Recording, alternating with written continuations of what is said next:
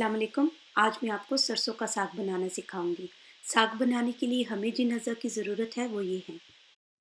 1 kilo सरसों का साग बारीक काट लें। आधा किलो पालक बारीक काट लें। 3 अदद टमाटर छिलका उतारकर छोटे टुकड़ों में काट लें।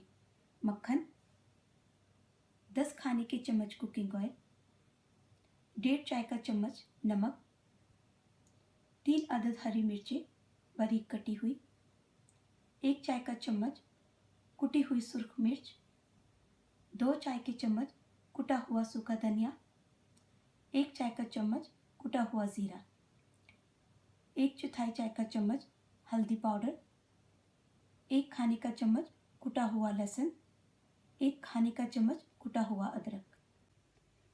एक बड़े साइज़ के देगचे में 1 गिलास पानी डालें, फिर इसमें साग और पालक डाल दें। फिर इसमें चमचा चला लें और इसे बगैर ढांपे 30 मिनट के लिए दरमियानी आंच पर पकाएं। हर 10 मिनट के बाद इसमें चमचा चला लें।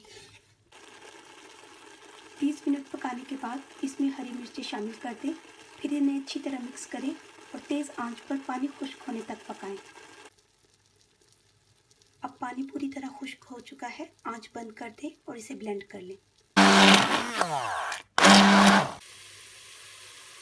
एक दूसरी देगची में कुकिंग ऑयल और लहसुन अदरक डालकर इन्हें दरमियानी आंच पर उस वक्त तक पकाएं जब ये हल्का सुनहरा होना शुरू हो। वक्फे वक्फे से इसमें चमचा चलाते रहें। अब इसमें टमाटर और तमाम मसाले डाल दें। फिर इसमें चमचा चला लें और इसे ढांपकर दरमियानी आंच पर टमाटर नरम होने तक पकाएं। अब इसमें साग और पालक का मिक्सचर डाल दें। अब इसे अच्छी तरह मिला लें।